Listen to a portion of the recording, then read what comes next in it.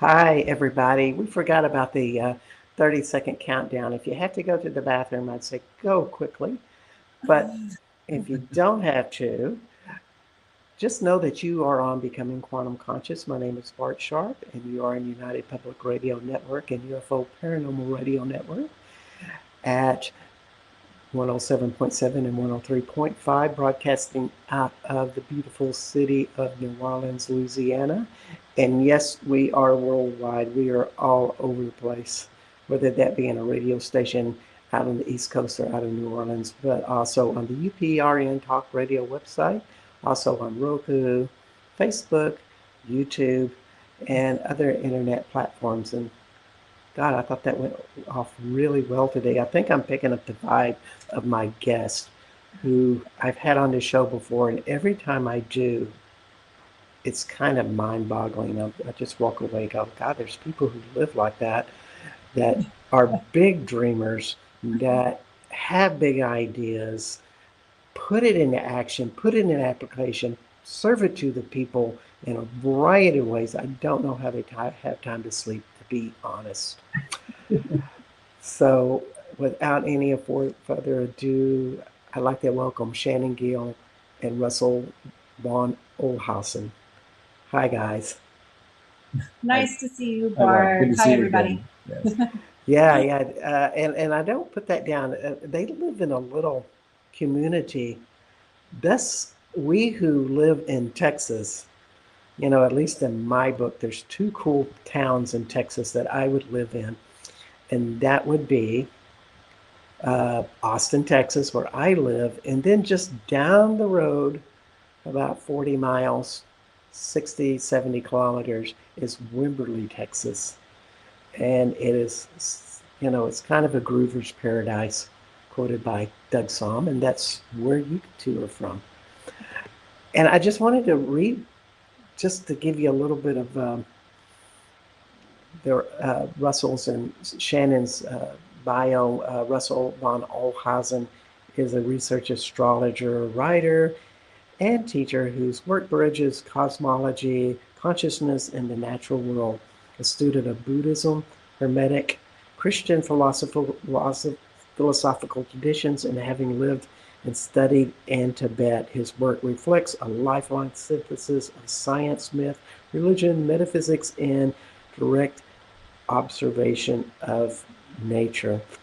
And Shannon Gill is an evolutionary and archetypal astrologer whose work integrates ancient cosmology, psychological insight, and embedded spiritual practice. With a background in Buddhist psychology and sacred dance, she guides individuals and communities through transformative cycles using astrology, ritual embodiment, and archaeological integration. Together, Russel and Shannon are co-founders of the Shift Foundation, a nonprofit organization, the Astrom Alliance, and the Astrological Society of Greater Austin.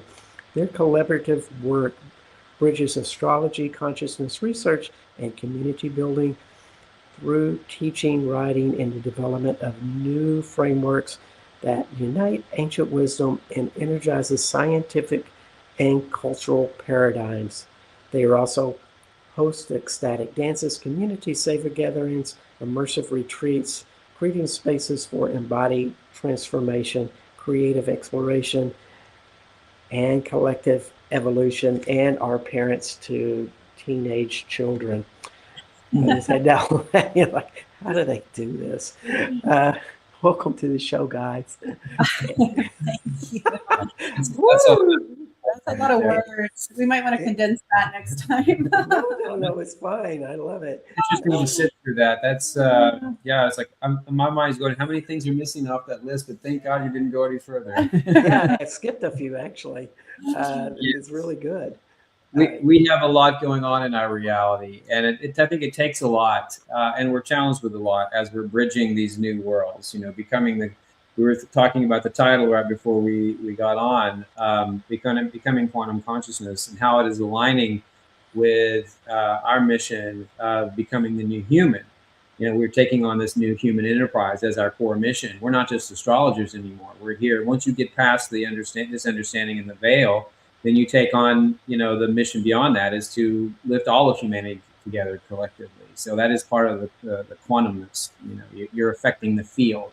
So how to do that best? How to do that best? That's where we align, I think, in our cross mission. It does, and so many are doing it these days. Of what you do, what you think, emote, creates that vibration, and that vibration goes out, and it affects people whether they know it or not. It's Right. It's kind of sneaky. It's covert, right? Yeah. And well, we love it because it's non-dogmatic, it's non-divisive. It doesn't matter what your belief system is, really. I think that's one of the major shifts out of the Dark Ages, the Pisces Age, where we're coming out of the illusion of separation and duality and into our unitive consciousness. And it is a vibrational shift, and it is about frequency and the evolution of such. And so, you don't have to be doing all of the things that we are specifically, guided to do, Russel and I. Really, if we can just maintain our frequency at a high vibrational state, then we are contributing. We are contributing to the evolution. We really are, or you two are, and I'm on it every day. It's such a fascinating thing. And the topic, to me, when you sent this in to me, I was just like, oh boy. And I'm just going to read this to everybody if you haven't heard it yet. Awakening the New Human, Astrology and the Great Shift to Consciousness. And this is like happening right now. I mean, to me, February was like an amazingly powerful month in the energetic fields. My own personal inner journey was electrified.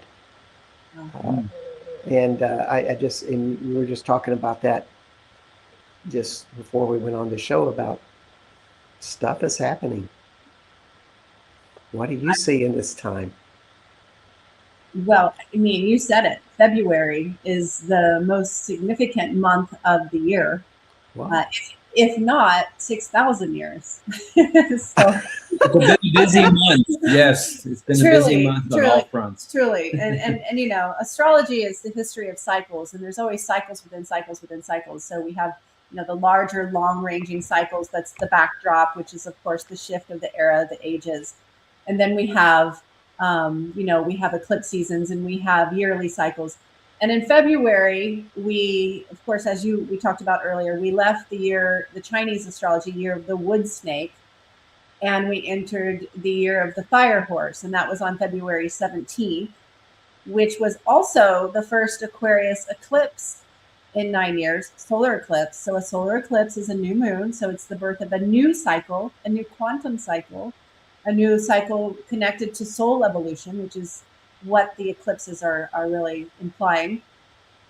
But even beyond that, 3 days later, we had the ingress of two of our outer planets, Saturn, which rules the material world, the third dimension, reality, structure, foundation, leadership, and Neptune, which rules the infinite, the mystery, the Godhead, enter into the 0 degrees of Aries, which is the beginning of the zodiac, which means that it was leaving the end of the zodiac. And those two planets imply that we are scaffolding or architecting Saturn a new dream, Neptune. And they come together every 36 years, which is a big deal, but they haven't come together at the beginning of the zodiac in 6,000 years. So truly, this is, as far as incremental shifts, everybody always wants to know, well, when did the Aquarian age really begin? We can talk about the markers throughout time that maybe started in the 60s, 2012, 2020. And I would say, and a lot of astrologers are sort of concurring that 2026 is the launch pad. And if you look at it archetypally, I mean, we're talking about fire, right? Fire's creation, it's birth. And we've got the fire horse, and Aries is the warrior, which is about fire, which is also about birth. So it sort of feels like, all energy moving forward at the same time, for sure. It does. And last week with the 17th with the eclipse, and then Neptune and Saturn that was an intense week. I don't know if anybody else is shaking their heads wherever you are going, dang, that's what happened. I just thought it was a truck that hit me. But I mean, for the 17th, I tried to meditate as much as I could and do as much of that. And then when I tried to do physical labor, I just couldn't do it. It was so balmy. What was the Wham. feeling? What was your experience of the energy? It feels like there's an ease in life uh, that is so strong right now. That things like what I place my heart on seems to happen more. Mm. Same, same. I feel that is really where we're operating from now, is the heart space. And if you can get to that level and maintain that level, and it's not always possible right now. I went through a similar experience recently. I called it the pothole. I couldn't. I'm normally highly functioning, and then suddenly my mind shut off. I went into. I'm a Cancer, so I can be very sensitive to these things, and I went into this pothole. And Shannon has known long enough to, like, okay, he's in his pothole. He'll come out when the moon shifts or the tide changes or whatever planet is holding him down. He knows the system. So and then luckily I slowly came out of that. But yeah, so that's where we are right now, is being able to tune into, but also be very subtly aware of our own parts in this process as we move into this quantum shift. It's affecting us on a molecular level, if you want to think of it that way, a particle level. Everything is integrated. So if it happens on a particle level, what can you give advice to the listeners out there of how to interact and be a part of that big flow? I'll just say, charge your battery. Do everything you can to remember that you are the technology we've been waiting for. So it's all inside of you. So you have a choice. We're going to assimilate more and more of this synthesized AI technology, or you can focus on the biology that you're born with, and purifying Mm. that, getting the battery system, getting getting all the toxins out, getting it charged up, drinking pure water, taking all the right minerals, doing everything that the ancient alchemists talked about. Charge up the body battery, and you'll be able to tap into that flow. And that doesn't take a lot of effort. I mean, when you really start getting into it, once you get it into it at regular practice, this is what it's going to take to become a new human. We have to make it almost a religious thing, but it's worth it in the end, because that is really the goal of what it is to be human. We've forgotten all this. We can work our way back to truth. We're seekers, but now many of us have shifted from being seekers of truth to, once we have identified what we're kind of into, what we're I don't want to say facing off with, but what the realization of the world is. We're now looking for our freedom, our sovereignty, and that is the Pluto and Aquarius element that's underneath all of this, driving this. Plus, we've entered the Aquarian age, if you look at it from a particular point of view. This is sovereignty and freedom for the soul, for the self, and that's going to drive the biological unit to achieve true quantum consciousness moving forward. Well, that's a beautiful expression. Um, so it's so much about that disciplines, and also maybe that question of, like, what do you need to invent to be in that flow? Because we haven't all got I'm sure there's not one of us that has it all figured out, and we're perfectly in sync. There's always something to learn. I think we're in uncharted territory in a lot of ways, but yet I feel like we have the codes inside of us. And I agree with Russell that the vessel is the holy temple, right? And so we have to have a pure vessel to be able to receive the frequencies and the guidance and the messages.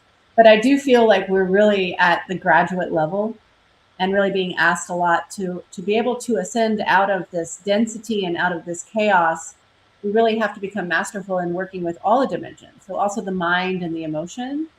Mm-hmm. And so there's just a constant influx of interference, we shall say, bombarding us for our attention, right? and a lot of it not with the highest agenda, right? With actually quite a nefarious agenda, if you ask me. And so we have to be able to filter and navigate how to mitigate the field around us. And so I've been in sort of my own sort of deep dive in the last year around learning about the quantum physics of mind and emotion, and how we can entrain ourselves to the frequency that we want to amplify, because we know these things conceptually. Oh, we stay in a high vibe place, we attune to the right vibration, everything goes better. If we do the negative, but it's not always so easy. It's not always. And so this is where we really have to become masterful around precision of thought, precision of mind. If we catch ourselves being invaded by something that's invoking a frequency of density or fear, instead of feeding it with narrative and corroborating it with story, then actually we let it pass through. It only takes 90 seconds for an emotion to pass through. And then we can actually make a conscious choice of another one. But this takes now I got to get a little more specific about that. It only takes 90 seconds for an emotion to pass through. That almost sounds like a dog or a cat. They can do that pretty well.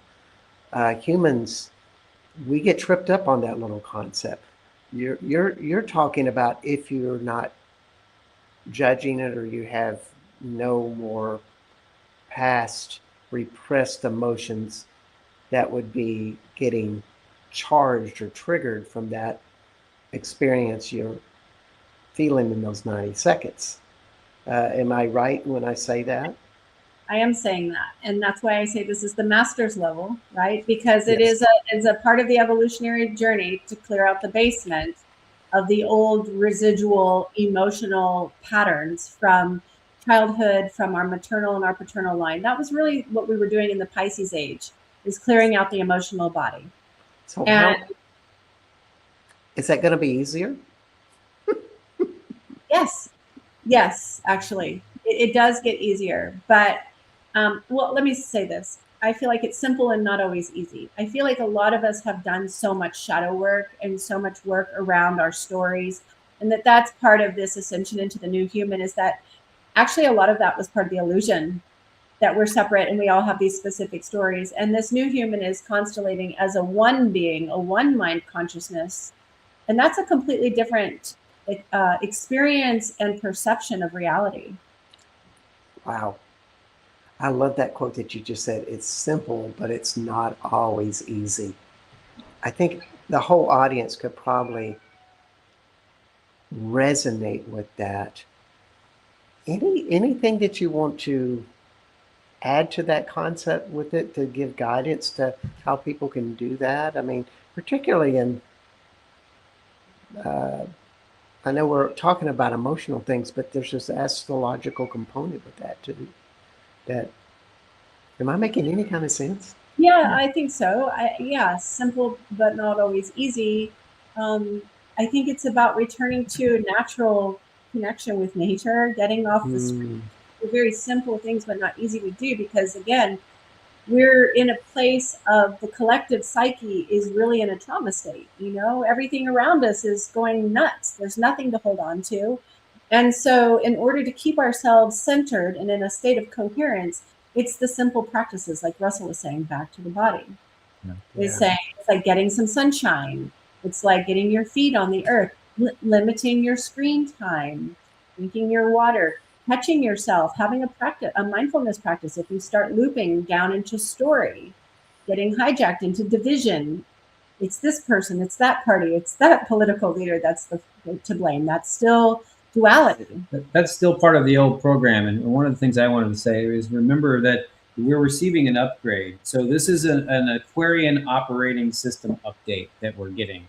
But don't resist the update. If you resist the update, your files will be corrupted, and you will remain a corrupted old Piscean operating system, and you will fall away and go by the way of old computers. Yes, think of the technologies shifting. You know, so remember that our general operating system that we are under right now started, thousands of years ago as simply just as the ego protecting and self-preserving. You know, it started out as that, and then it became a tribal mechanism. And then that tribal mechanism became institutionalized, and now it is the operating system that currently runs unconsciously, operating the entire world. That is this corporatized system, and then industrialized. It has become so industrialized, and it runs itself automatically. But that is falling away for this new conscious system to come online, and they're competing. They're going to be competing for a while. These two systems. Mm-hmm. So, but don't resist the update to quantum level Aquarian consciousness. And if you do, you will you will again you become outdated completely. So that's the new human part. And everything you can do to support the new software and the hardware, upgrade yourself. So are there any characteristics that you see in your life that you're going to, or that you see in other people, go, oh, that's this 2026 thing here. That's those behaviors in action. I do. I feel like we're surrounded by a community here that's really practicing what it is that we're sharing, and they are employing their gifts. So this is a year of fire, which is about action and activation of bringing forth your contribution to the organism. Aquarius is organismic consciousness, and we're all an organ. So they're contributing their participation. We like to get together and celebrate often and dance, because we really do feel like we're anchoring a frequency on the planet, and that there's also a level of existential trust that the dissolution of the system and all of the revealing of all the darkness has to happen. It's necessary. And so there's no pushing back against it. There's no, some of us on the planet have known about what some of the things going on behind the scenes for decades. So there's no surprise. I know it's not the same for everyone. However, those of us that have been preparing that rainbow bridge for a while are celebrating that we're finally here. Yeah, I think it's a lot of it's, nobody's going to know all the right answers with this, or whatever you think it's going to be. I think everybody's going to be surprised from all walks of life. That's always my assumption, and therefore I'm just trying to stay open to this year. One thing that was simple that I saw in my own neighborhood while I was going out for groceries today, somebody had a little faucet in front of their house with this big water jug and a bowl down below, which meant anybody could come and turn on the faucet and fill up a water bowl for their dogs that were hot from a dog walk. And that wouldn't be their own dogs, but it was just like a generosity that they wanted to take care of dogs. Community, right? That's the new paradigm, which is kind of hilarious that we think it's new, but we really need to go back to living in harmony and supporting each other. And so that's a real big part of our mission with the Shift Foundation is supporting the health and cohesion of community. Yeah, I think we're going to see some changes ahead, and some of it could be considered rough times economically. But this is part of the concentrated process of consciousness.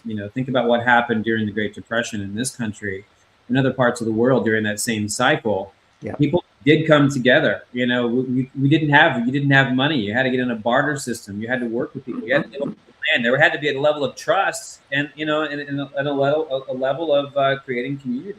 Now we're going through a similar cycle. We're returning to that level of energy where we have to begin to share again. Because community is going to be changing in how we operate. It's always good to go live in another country. That like I live in France.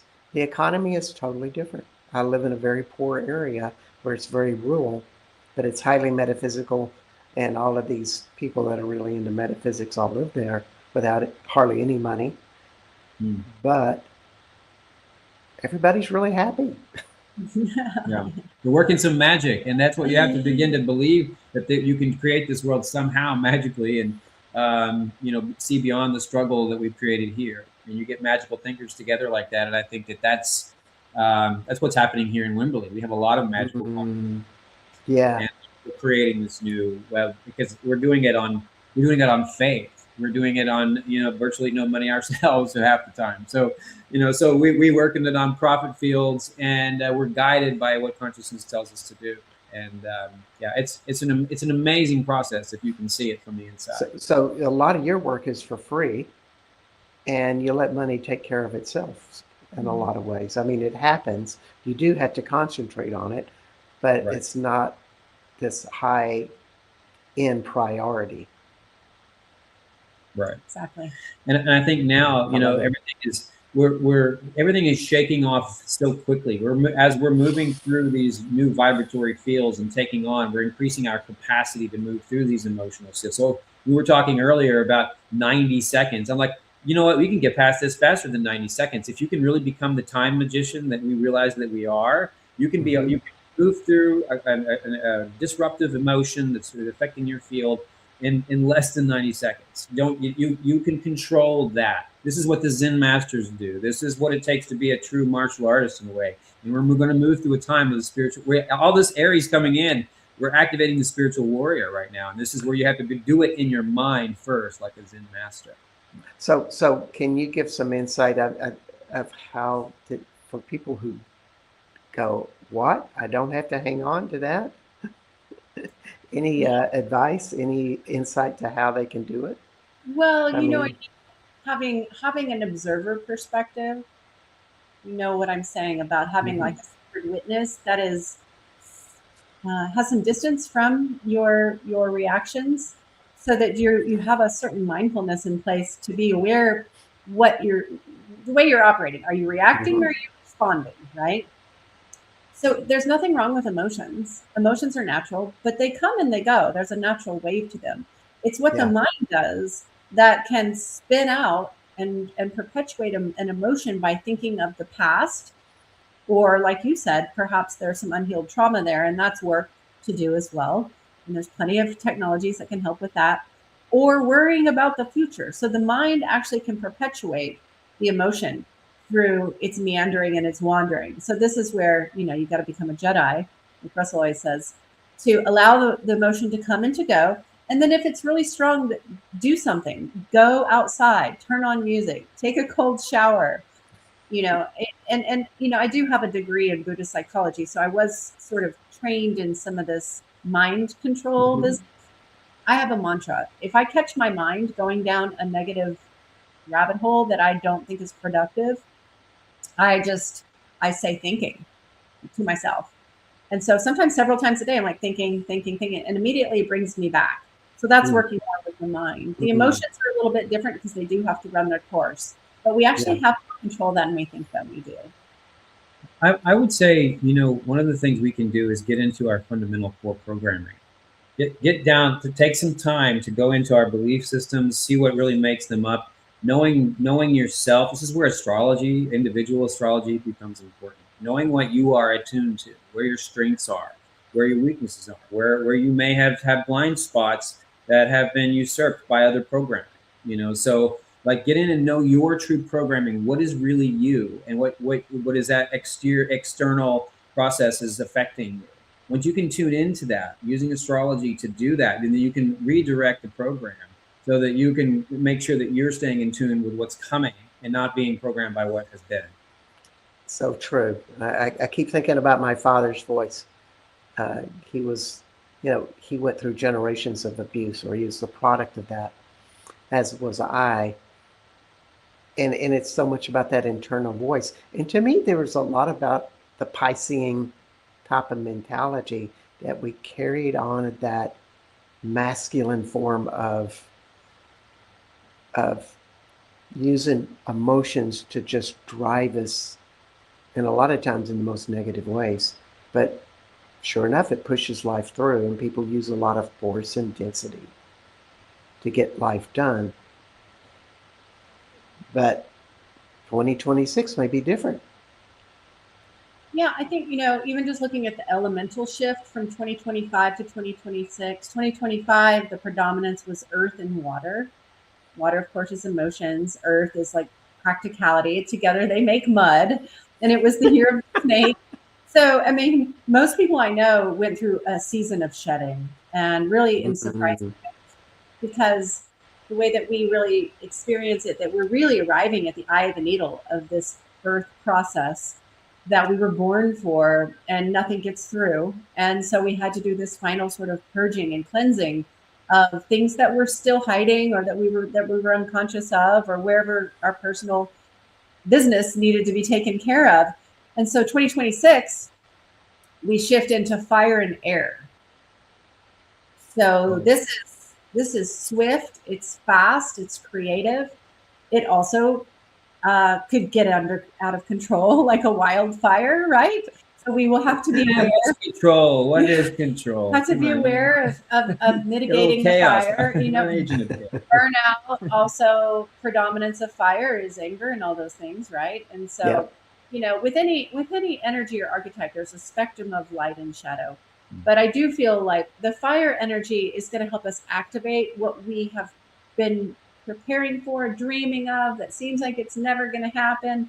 And it's the fire horse is saying, it's time to go for it. It's time to gallop forward. Be brave. Like Russel says, the spiritual warrior. Like we all need to be in sacred action. The program from the Pisces age was that we're powerless and that we're bystanders to reality, and that we're told what to do. And that is part of what is dying and what is ending, is that we are co-creating. We are the awakened dreamers creating the new earth, which means that we're all responsible to be in action. Yeah. Well, the horse is one of the strongest creatures on the planet. And if we're going to be breaking down so much of our past and letting it go, sounds like a horse is very appropriate. You know, just on the note of the horse, we still use in the lawyers, it says esquire, and that it refers to being a horse, having a horse. You know, so there is a bit of nobility that comes with this. With the year of the fire horse, you need to take on an aspect of ennoblement. Don't take on irrational causes. I mean, yes, if you have some cause you need to be a part of, that's fine. But you make sure that you're in alignment with your own truth, and then the higher truth of which you stand for. You know, so that I can see this fiery sword along with this fiery horse, and there is a level of responsibility that comes with that. You know, protecting others, being a part of the greater experiment, and taking action. That is. Yeah, it just feels so much like a community.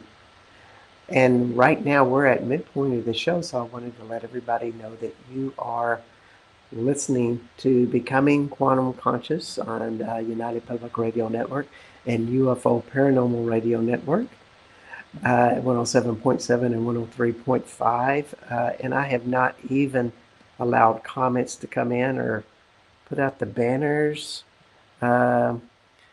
Yes, I love you too. I can't read your name, Mary Ellen. This is too funny. It's been such an intense conversation. Yes, this is 107.7 and 103.5 out of New Orleans, Louisiana, United Public Radio Network and UFO Paranormal Radio Network. So, for diversion,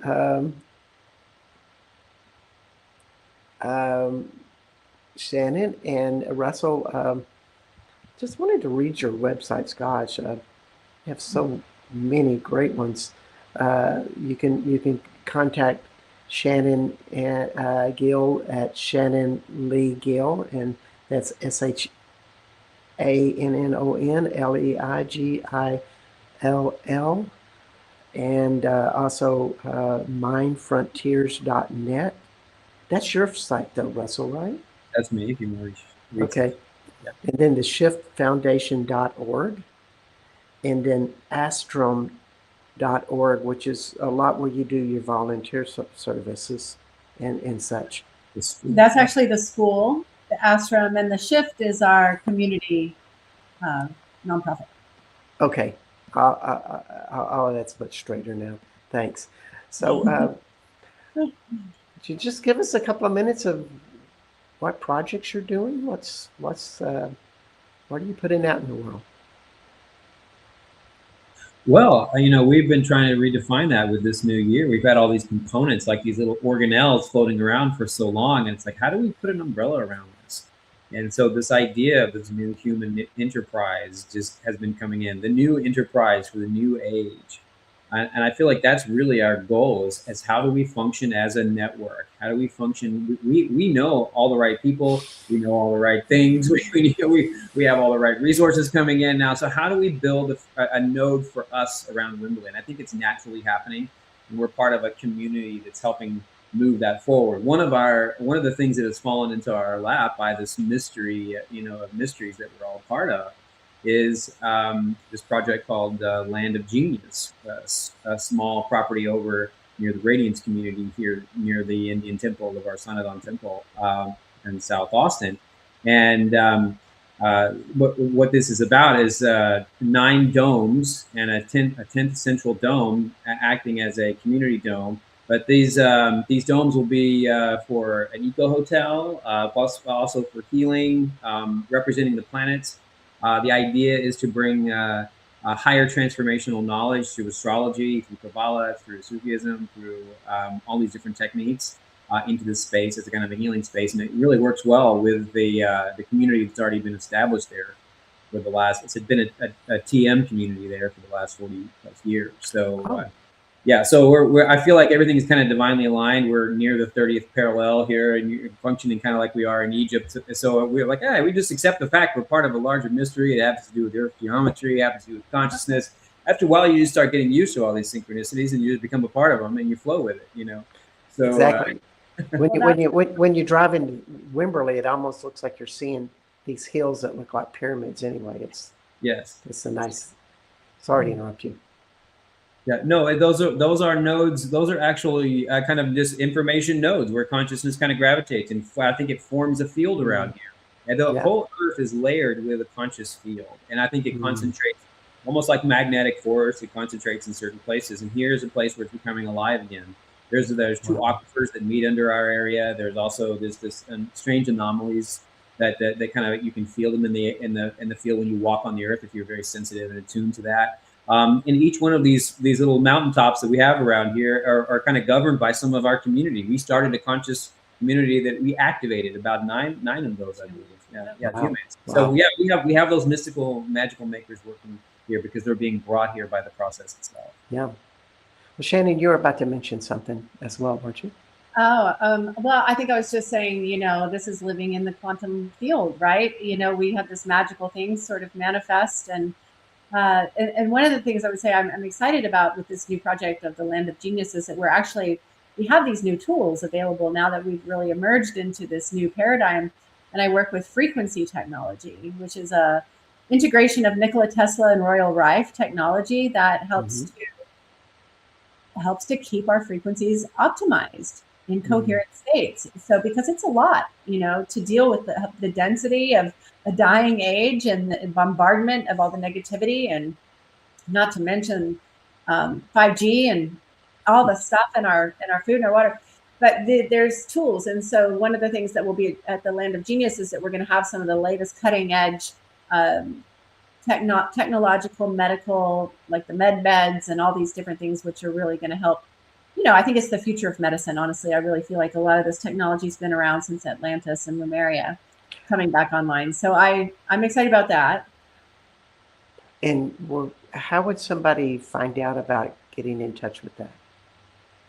Well, you can come to me on my website. I actually am getting people involved in this movement. We're creating a network of quantum living advocates, and you can actually run the technology yourself from your phone, and you can scan and optimize yourself and 14 other people at a time anywhere in the world. It's scalar technology. It's non-local. The Land of Genius Retreat Center is not constructed yet. We're still in the formulation phase, so that will be coming online soon. But I also have sessions. I'm a full-time practitioner, evolutionary astrology, but I do the frequency work as well. So if you wanted to experience that, you could book a session with me on that as well. And what website would that be? Because I've read 4 of them and probably need to get it all sorted out. It's my personal one. It's just my name, Shannon Lee Gill, LEIGILL. All right. Cool. Yeah. And we also have an event coming up. If you're in the local area, So spring equinox, March 20th, is a Friday. And one of the beautiful locations that we operate out of, Lotus Bend Sanctuary, is in Manchac. It's a retreat center that Russel built, and we sort of birthed together. And so we'll be doing a really beautiful celebration, activation, astrological download of the astrology for the quarter, but then a ceremony on the land with a fire, labyrinth walking. Everything has been constructed on the chakra line at this beautiful space. Russell Mastermind is just like the Temple of Man in Egypt. And so it's a really special sacred portal. So we would love to have anybody that's in the area to join us on. And you can find that. That's not on my website. You said you put it on the Shift website? It's on the shift.foundation.org. Yes, yeah. On our nonprofit, Shift Foundation, right. shiftfoundation.org. Or wow. You can find it on social media too. Wow. you two have so much going on. It's wonderful. So let's just look into 2026, because we've talked about February and this big launch that we have just jumped into. Can you give us any anticipations of how you see the rest of the year coming about? Yeah, since this is live, we'll go ahead and say that March 3rd, we have our second eclipse. So we're in the bardo, in between the eclipses right now, and we'll have our lunar eclipse, so our full moon, end of a cycle eclipse in Virgo on March 3rd. And so lunar eclipses are about endings. And so, anytime we're in eclipse portal, it's really these grand beginnings and endings that are sort of evolutionary markers on our soul's journey. So this is when the big change happens. But the portal is 6 weeks long. So the portal doesn't close till March 18th. So between now and March 18th, we're sort of in this liminal space where our soul evolution is being reshuffled. And then I would say from there, I did want to add a little bit of information that I pulled up today, because I like to look at how these mysteries sync up with religion and, what we see here. And we're on March 3rd is Purim. It's the festival of the victory of the Israelites over the Persian Empire. And there's a lot of talk that this could be one of those signs in the heavens. We're going to see some action taking place in the Middle East. But it's also a blood moon. It is visible in the Central Texas region, and you should be able to see this all the way over Hawaii and the rest of the western states. Blood moon is seen as a sacrificial moon, and that something is, I think, important may happen along these things. Everything is aligned somehow. If you believe in tarot, if you follow any of these other connections to consciousness, you understand that the signs also give us, the planets also give us symbols, not just through their signs, but how they radiate energy. So one of the prophecies about the blood moon in Christianity is this is an eschatological sign. It is beginning of the ending of the ages. So there's a lot of symbols and cycles that are playing out eschatologically that we see in the prophecies in the Bible and the Quran and the Torah teachings that are actually manifesting now. All these synchronicities also aligning with certain planets and certain degrees. We know we're moving towards something. Something's moving us in a geometrical pattern towards like an attractor. It's pulling us in like a gravity well. And you can see if you understand patterns, you can see the synchronicities, and we're moving towards this shift into a different singularity. I wanted to ask a question in regards to that. For an individual approaching this sacrificial time, would it be that application be like, what are you willing to let go of to step into this next big change? Would that be a good question to ask? So yeah, that's the perfect question to ask. We just had Lent as well, so what can we let go of? Letting go is in the field. And it's personal to all of us, but we get information about what is being asked of us by looking at the sign that the eclipse falls in, and it's in Virgo. Mm-hmm. Yeah. To do with health. And the sun is in Pisces, so it's very existential. It's like, how are you dealing with the unknown? How are you dealing with the collective anxiety? Are you doing your meditations, and are you working with it, or are you overwhelmed and you're checking out, and maybe you want to let go of some things that you're, self-soothing with. How can you do that 90-second letting go of any emotion much more efficiently? Right. I mean, I feel like, there's a lot of addiction on the planet, and addiction takes Yes. many forms, right? Distraction, etc. And so this axis where the eclipses are has to do with dealing with our addictions. It has to do with the purification of the body, has to do with letting go and trusting the unknown. So I would say it's personal for everyone. We all kind of know where we're falling in this. And I would also just say that, it's controversial, but it is visible, the eclipse here in this area. But a lot of astrologers feel that you should not go and actually look directly into the eclipse. So I just want to Mm. put that out there for people to feel into their own intuition about that. I Hmm. used to be on the fence about that, and I definitely won't be looking at it. Yes, in Tibet they go out with pots and pans and they bang, the energies away to keep all the Hmm. break up the frequencies. Literally, they're disturbing the frequencies so they don't affect them as evil spirits. Wow. Well, the eclipse we had a couple of years ago that came through Austin, the solar eclipse, I laid out in my backyard, and of course I could take my camera and take pictures and get actual images. But I just said, okay, so I trust the sun a lot. I meditate with the sun a lot. So I was just asking that question, what can you transform, strip away in that? I mean, that was the question I asked. Well, Because, see, you're working with it consciously. And so if you're working with it consciously, then that's a beautiful thing. But I would say not to just work, just to see it as a spectacle, because these oh are yeah, very powerful lunations and energies, and it's the darkness that's coming yes, in. So we're working, so we really better know what we're doing. And really, it's yeah, better to be quiet and in meditation Yes. and contemplative.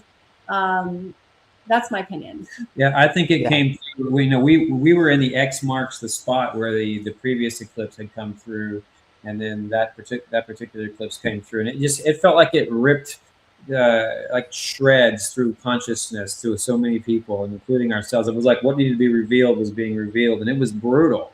And so many people I know had Yes. that experience on the ground and for months afterwards, and still suffering the effects and talking about it 2 years later. Well, it's really interesting you say that because that's what a friend of mine who I regard her opinion a lot said that reality between the sun and the moon when the eclipse happens where they I guess overlay layer in that circle rips through various dimensions and realities all at once, and so it sears into you, so to speak, in your psyche, and it's nothing to be afraid of. You just kind of, are you willing to, in the words of Lou Reed, walk on the wild side? Yeah. You're going to feel it even if you're not looking at it. And Well, so if you're going to look at it, then be in a place of prayer is my yes. suggestion. It taught me to I have more respect for the process of eclipses. yeah, I agree. I think what we all three love is just living on that edge of consciousness, and it's not like a wild thrill ride. It's we have an extreme desire to change as much as possible, Yes. Right. Exactly. and and that's a different thing. Some people won't change, but they want it at a slower pace. Well, if you can realize what we're talking about, if you have any experience with the effect of an eclipse upon you or your family, and you realize the intensity the planets can have, then you should take astrology seriously. Because these Yes. other aspects and transits we're talking about are going to start to build and have equal effect, as such as a devastating eclipse or whatever you want, how you label that. These And will as these will have positive and negative effects on you. and as we go into the year, there's going Yes. to be one eclipse, one solar happening or lunar happening, and other planetary happenings like very regularly. It's a very busy year astrologically. Am I getting that right? Oh, yeah, I would definitely say so. I mean, after the eclipse season closed, we're going to have 6 planets in Aries piling up in March and April. So that's a red flag alert for a rise in the tension on the planet and too much fire.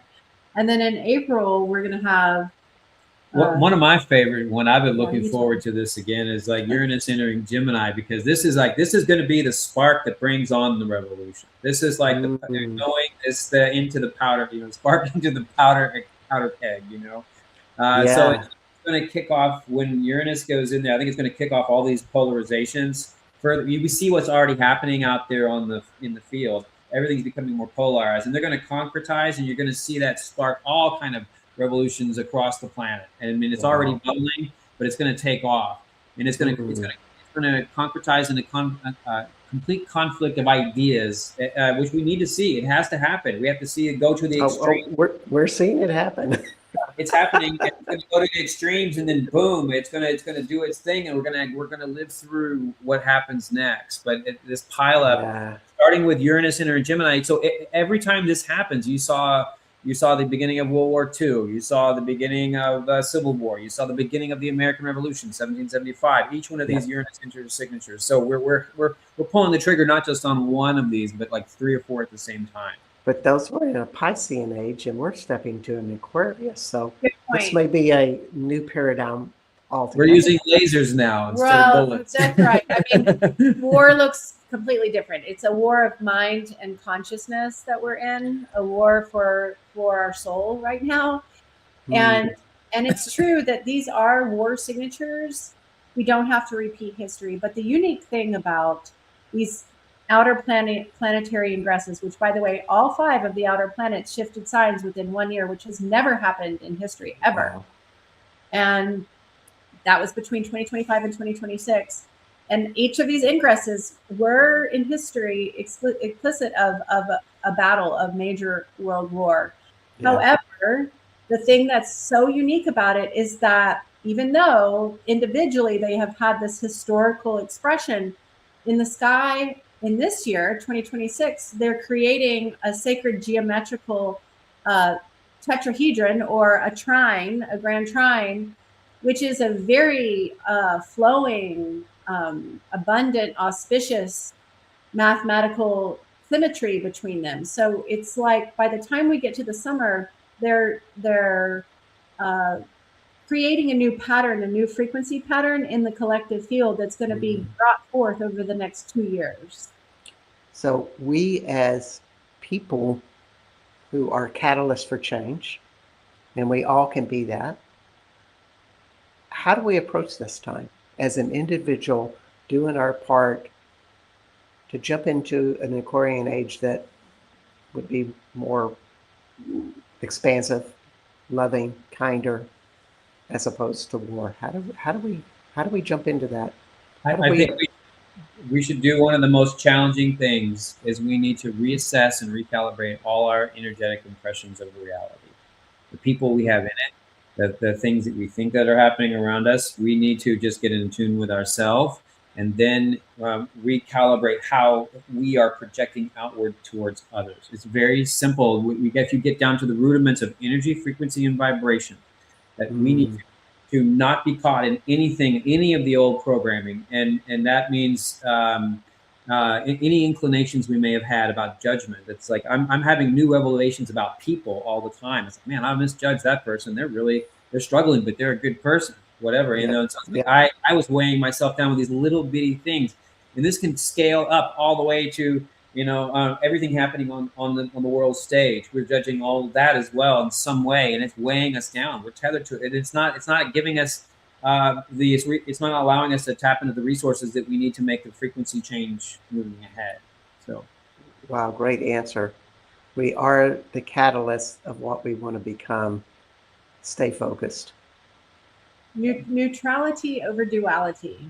So just a simple slogan, because truly, if we really are operating from this Aquarian one mind perspective, there is nothing outside. There is no evildoer on the other side of the world. There's some imbalance in the organism, yes. So how can we work with it alchemically as masters? It's forgiveness, it's compassion, it's sending love. It's a Tonglen meditation where you actually breathe in the darkness, you transmute it, you send out love. You transfer through communication, through the field, the awareness of our connectedness. That's what you do. You try to get that out into the field at all times.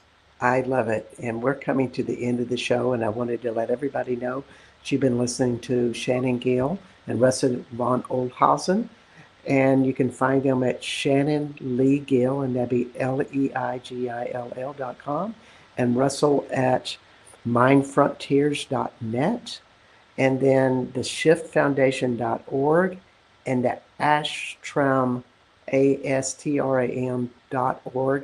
And this is Becoming Quantum Conscious, and you are on United Public Radio Network and UFO Radio Network. Thank you for being on the show today. Thank you so much for having us. It was so awesome, and hope to have you again. Definitely. We're going to say goodbye to everybody, and we'll see y'all next week. Bye, guys. Sounds good. Bye-bye. Keep being human.